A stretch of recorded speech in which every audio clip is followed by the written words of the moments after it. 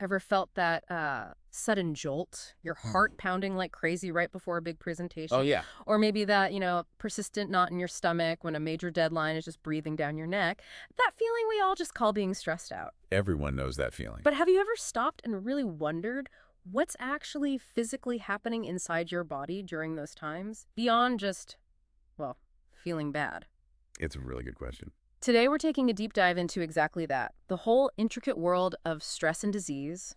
We're drawing our insights straight from the Understanding Pathophysiology textbook, the one by Huether, McCance, Brashers, and Rote. That's right. Our mission here is pretty straightforward. Give you a clear, accessible summary of this really vital chapter. We'll guide you step by step through the core ideas, the mechanisms, the clinical examples. Think of it like a shortcut. Exactly. A shortcut to really getting why stress matters so much for your health, right down to the cellular level, and how it affects your overall well-being. And we'll be your guides through this. We want to help you grasp the underlying science. Maybe even picture some of these processes as we talk about them, without needing diagrams in front of you. Yeah, that's the plan. By the end of this, you should have a much clearer picture of how stress affects you and, importantly, what you might be able to do about it. Okay, let's get into it then. We toss around the word stress all the time, right? But physiologically, from the body's point of view, what is it? It's got to be more than just being in a bad mood. Oh, absolutely. Yeah. It's way more. Physiologically speaking, stress isn't just a feeling. The textbook defines it as a perceived or even anticipated threat, something that knocks your body's normal balance, its homeostasis, off kilter. And it pushes you beyond your sort of capacity to cope with the demand. Now, this threat could be physical, like, say, being out in extreme cold. Or it could be purely psychological, like that exam deadline you mentioned.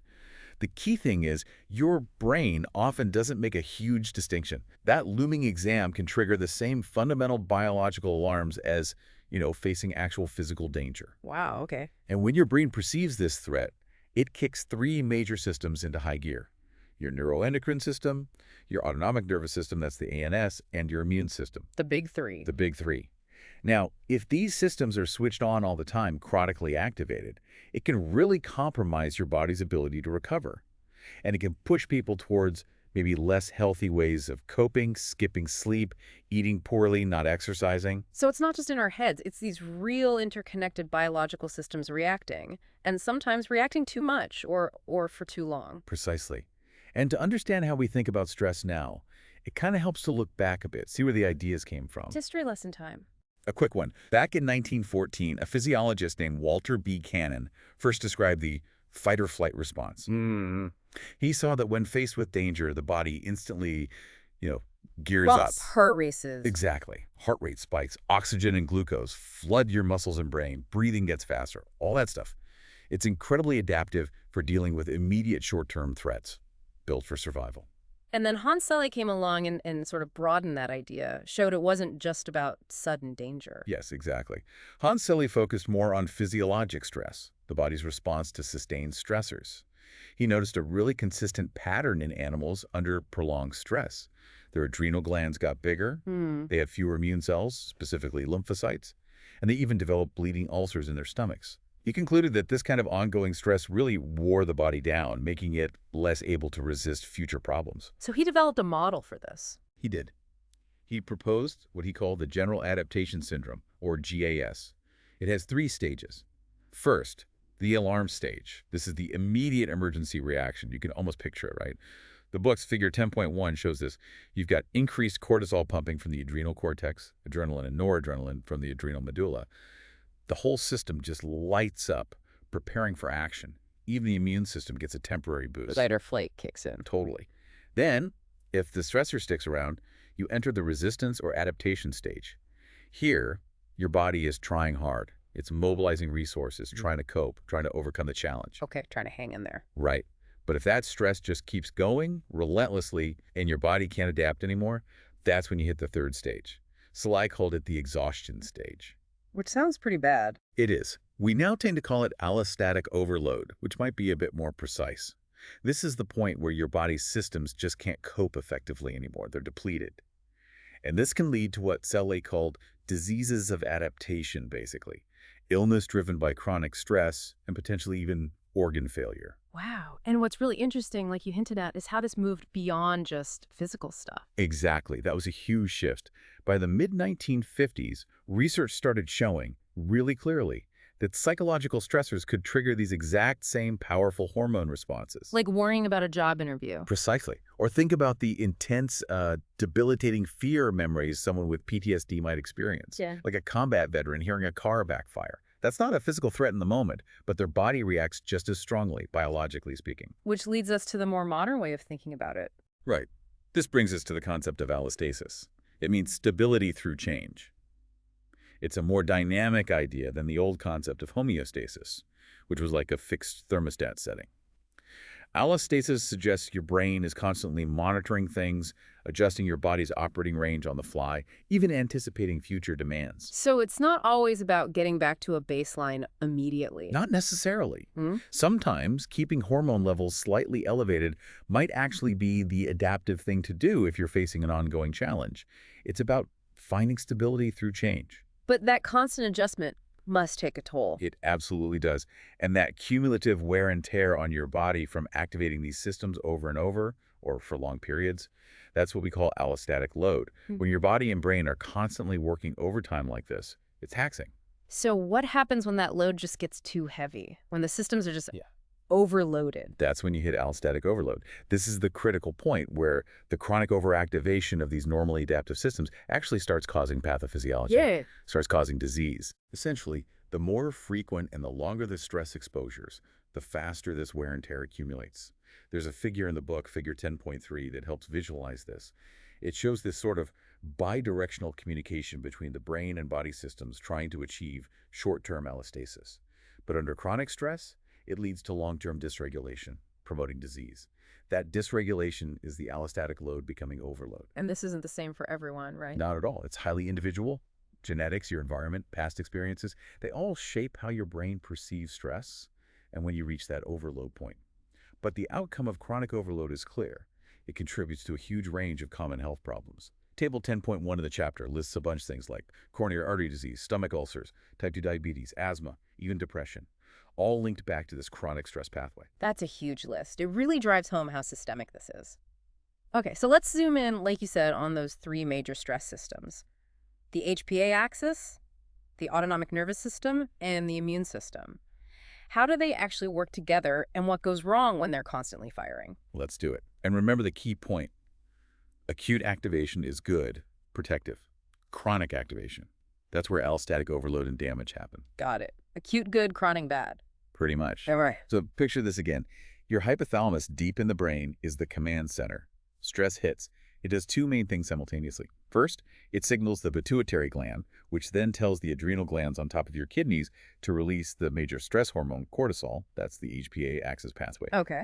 Second, it activates your sympathetic nervous system, part of the ANS.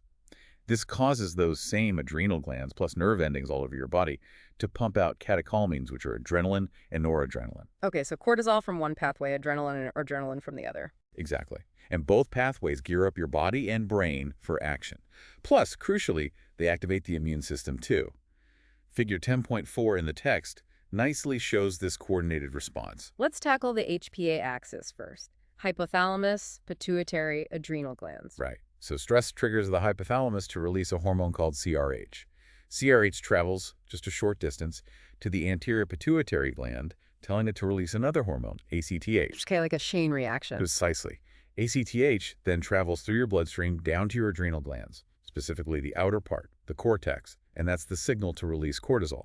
Cortisol then floods your system, reaching basically every tissue, including your brain. And normally this shuts itself off. Yes, there are crucial negative feedback loops.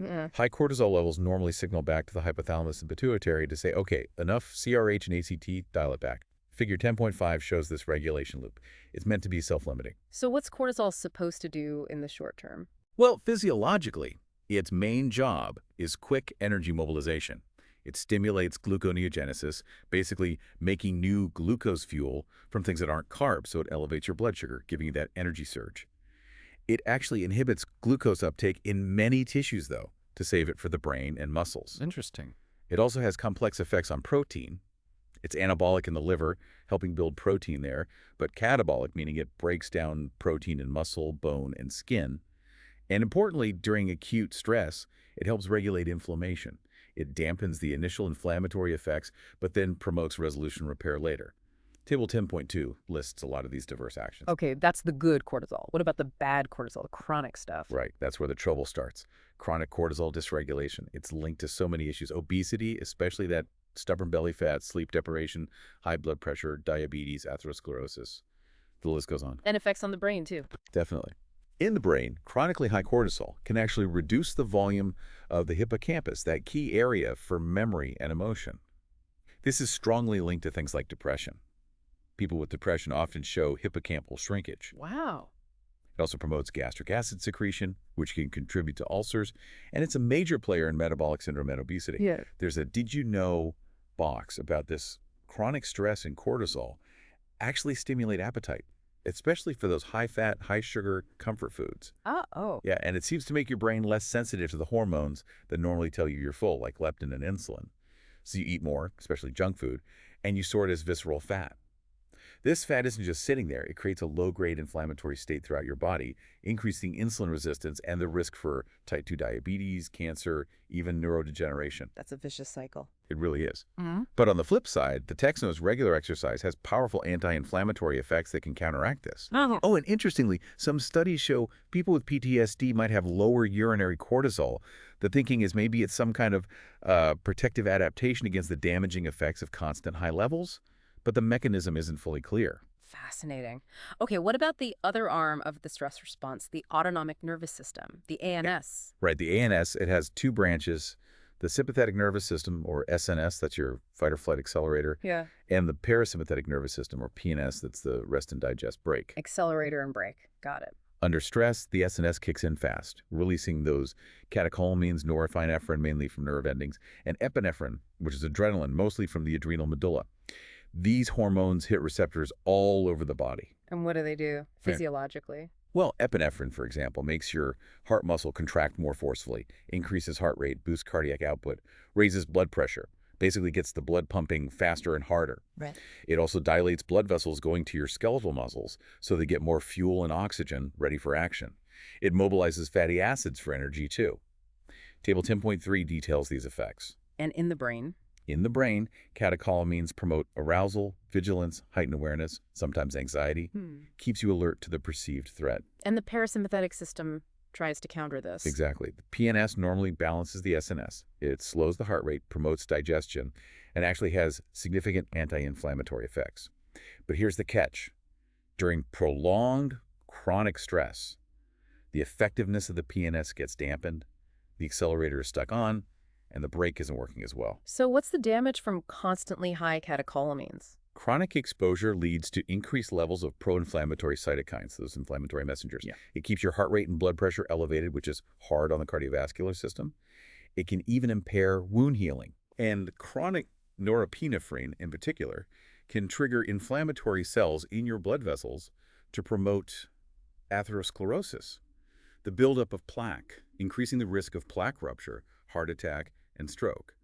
It's also linked to depression, autoimmune disorders, and that general feeling of being unwell, sometimes called sickness syndrome. Okay, so HPA axis with cortisol, ANS with catecholamines.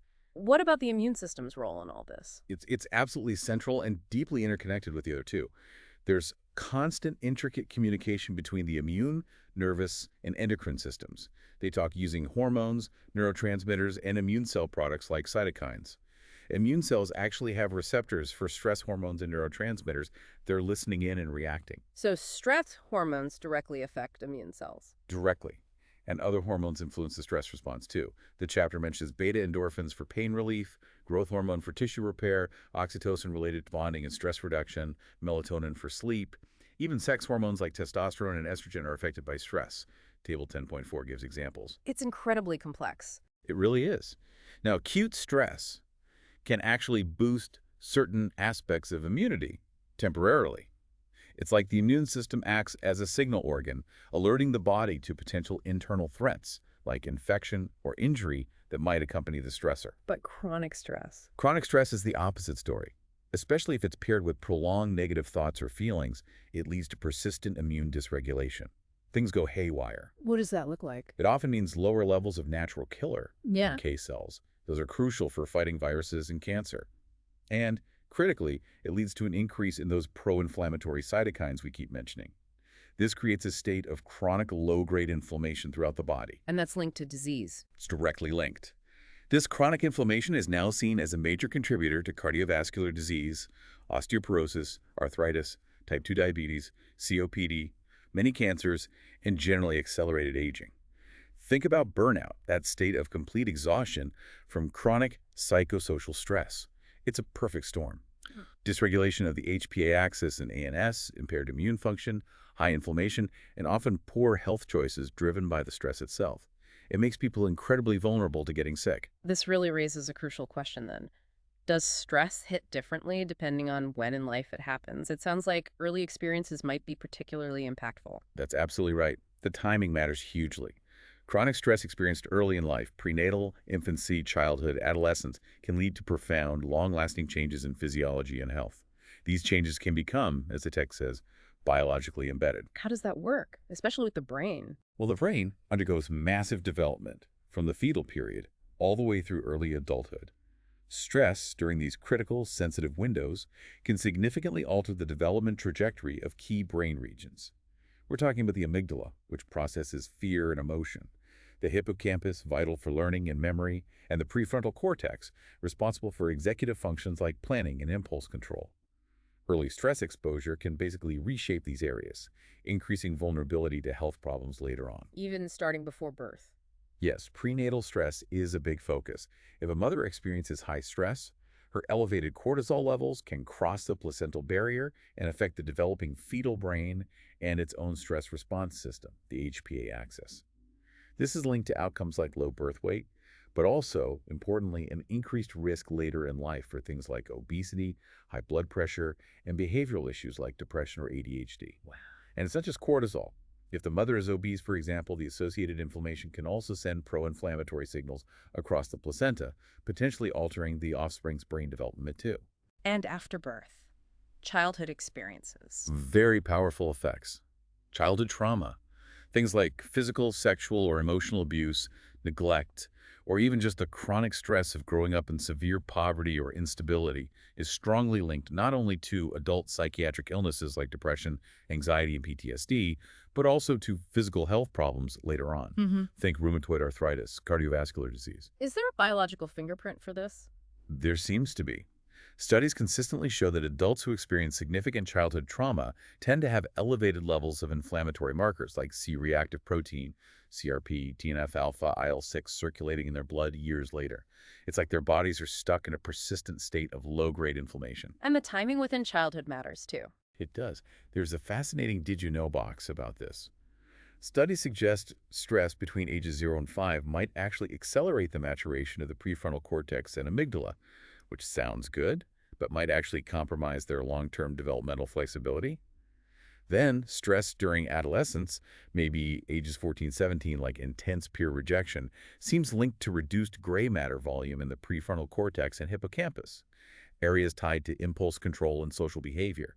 It really highlights how the when of stress exposure shapes the what of its impact. And poverty specifically. Yes, chronic childhood poverty is linked to deficits in executive function. It seems adversity affects how the body metabolizes stress hormones like glucocorticoids and immune function long-term, predisposing people to chronic inflammation and related conditions like heart disease and diabetes. It's even linked to higher BMI, possibly by affecting appetite hormones like ghrelin and leptin. This is all incredibly sobering. What does it mean at the most fundamental level, like for our DNA and how we age? That's where telomeres come in. These are fascinating. Think of them as protective caps on the ends of our chromosomes, like the plastic tips on shoelaces. They protect our genetic information during cell division. Okay. Now, telomeres naturally get shorter each time a cell divides, and this shortening is considered a key marker of biological aging. But stress, particularly chronic stress, seems to accelerate this shortening process. So stress literally makes us age faster at a cellular level. That's what the evidence strongly suggests. This accelerated telomere attrition, or shortening, is worsened by inflammation and oxidative stress, both of which, as we've seen, are consequences of chronic stress. Shorter telomeres are found in people with conditions linked to chronic stress and inflammation, like obesity, smoking, type 2 diabetes, low socioeconomic status. And shorter telomeres predict increased risk for many age-related diseases and earlier mortality. Does this link back to early life stress too? It absolutely does. Maternal stress during pregnancy, childhood adversity. These experiences can impact telomere length not just at the time, but the effects can persist or even emerge later in adulthood. Childhood stress predicts faster telomere erosion and heightened inflammatory responses later on. How does stress do that, mechanistically? One proposed mechanism involves cortisol. Chronically elevated cortisol might downregulate or suppress the activity of an enzyme called telomerase, whose job is to help maintain telomere length. So, less telomerase activity means faster shortening, increasing vulnerability to age-related diseases down the line. Okay, wow. Given all of this, the systemic effects, the long-term consequences, the cellular impact, what can we actually do? It sounds overwhelming, but there must be ways to manage it, right? How do we, as the book puts it, stay on the good side of the stress spectrum? That really is the crucial question, isn't it? And the answer is yes, absolutely. There are things we can do. Coping is the key word here, how we manage stressful challenges. And some ways are better than others. Definitely. Adaptive coping strategies are hugely beneficial. Things like maintaining an optimistic outlook, seeking and using social support, employing healthy problem-solving skills. These buffer the negative impacts. In contrast, maladaptive coping, things like smoking, poor sleep habits, unhealthy diet, substance use, they actually amplify the stress response and increase disease risk. Social support seems really key. It's incredibly powerful. The chapter emphasizes how beneficial it is, especially for people dealing with chronic illness themselves or for those caring for someone with a chronic illness. Good social support can improve behaviors and even positively influence immune markers. So what specific strategies does the chapter highlight as being particularly effective? It focuses on two really powerful evidence-based approaches: exercise and mindfulness therapy. Okay, let's start with exercise. We hear about it all the time, but how does it specifically combat stress? In multiple ways, regular physical activity significantly boosts mental well-being.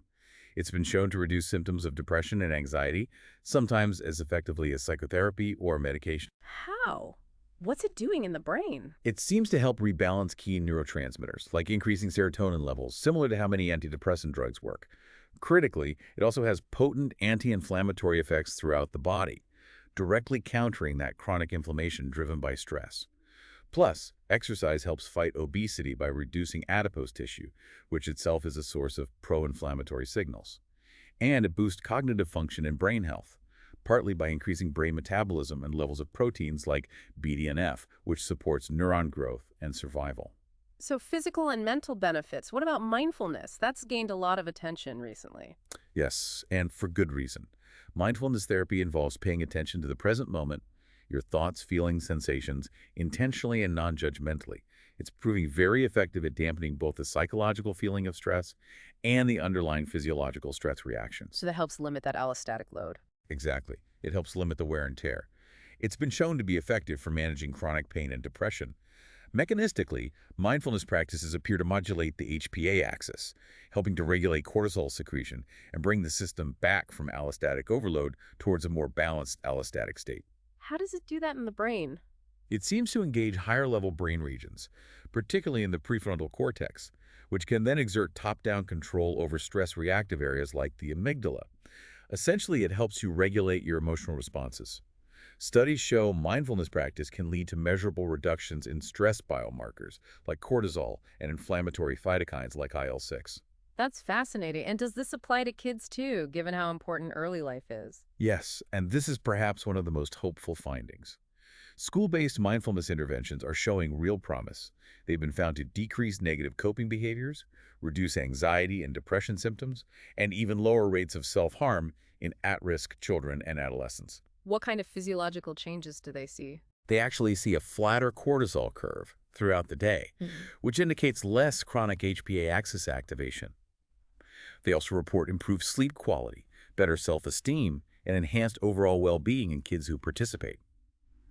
Teaching these self-regulation skills early could be incredibly powerful for mitigating the toxic effects of stress and potentially reducing the burden of stress-related disease across the lifespan. We have certainly taken a deep dive today It's really clear that stress isn't just, a state of mind. It's this incredibly complex biological response. Yeah. And it can profoundly shape our health, starting even before birth, continuing throughout our lives, and impacting us right down to the cellular level, affecting our DNA and aging. It's such a powerful reminder of that deep mind-body connection. It really is. And what's fascinating and I think hopeful is that even though stress is complex and everyone's response is unique, our growing understanding of the mechanisms keeps pointing toward effective interventions. Right. We aren't powerless. Not at all. From ancient practices like mindfulness, now backed by modern science, to the well-established benefits of exercise, we have real, tangible tools we can use to build resilience and hopefully improve our health trajectories. The dynamic nature of stress means that intervening early and consistently really could make a difference in preventing some of these lifelong health burdens. Hmm. So perhaps a final thought for you listening right now.